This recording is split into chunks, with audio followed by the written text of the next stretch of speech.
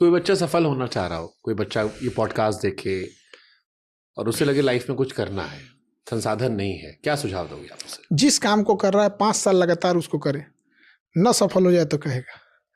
कुछ कर रहा है 5 साल लगातार करे, एक दिन में सफल नहीं हो सकते हैं। आज आप पत्रकारिता में लोग आपको जान रहे हैं, शुरुआत ऐसी ही थी।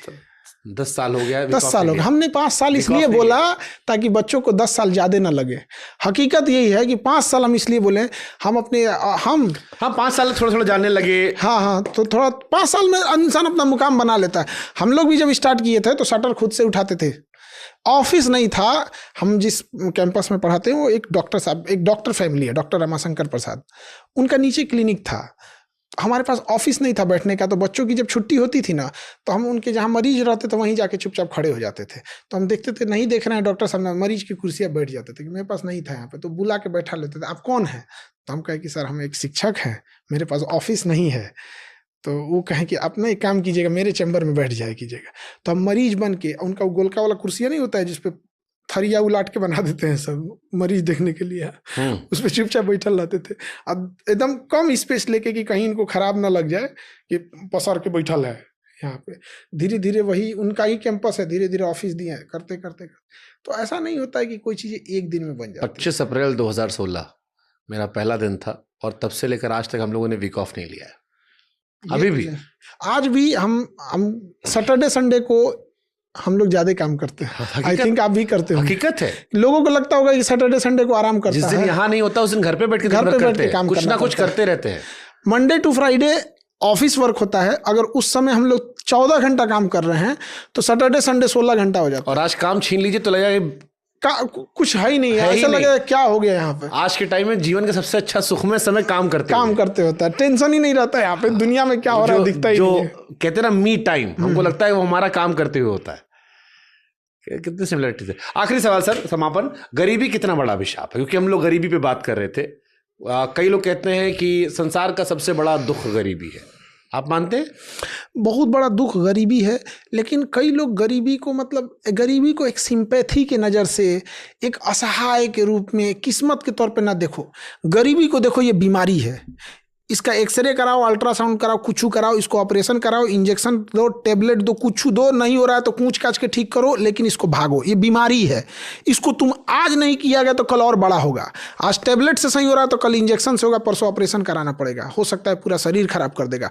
No sympathy with poverty, brutal action लीजिए, इसको चाहे जैसे खत्म कर दीजिए। दुनिया ने कोरोना के पीछे पड़े थे, सब खत्म कर दिया सब कोरोना को। उसी रफ्तार से कमर कस के पूरी दुनिया एक बार गरीबी के लिए खड़े हो जाए ना, बहुत हद तक सुधार देगा। लेकिन हम लोग सिंपैथी दिखाने लग रहे हैं।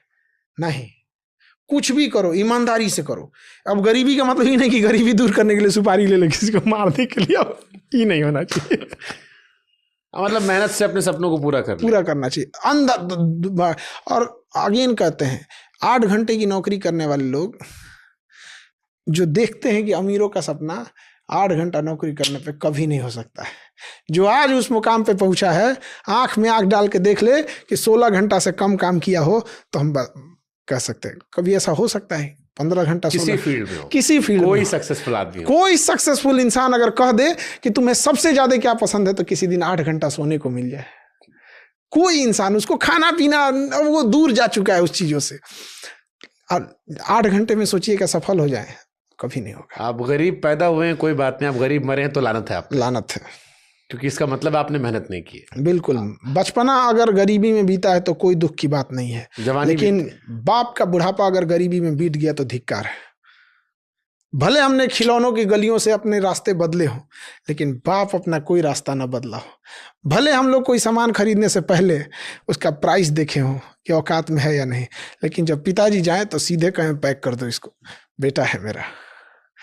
भले हम लोग को बुखार लगा हो तो इंतजार किए हों अपने से उतर जाएगा, लेकिन बाप का इलाज के लिए अगर अमेरिका जाना हो तो अगले दिन सोचना ना पड़े। बहुत बार ऐसा होता था बचपने में। तो याद है हम लोग दिवाली वगैरह होता था, दशहरा, तो मेला लगता था ना, खिलौने बिकते थे। तो खिलौनों की दुकान पे आदमी 1 घंटा 2 घंटा खड़ा रहता था, देखते थे कौन खिलौना कैसे चल रहा है।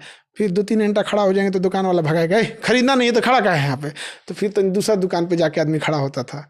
तो बड़ा अजीब सा वो समय लगता था। कोई दूसरा ही खरीद के ले जाता तो उसी में खुश हो जाते थे लोग।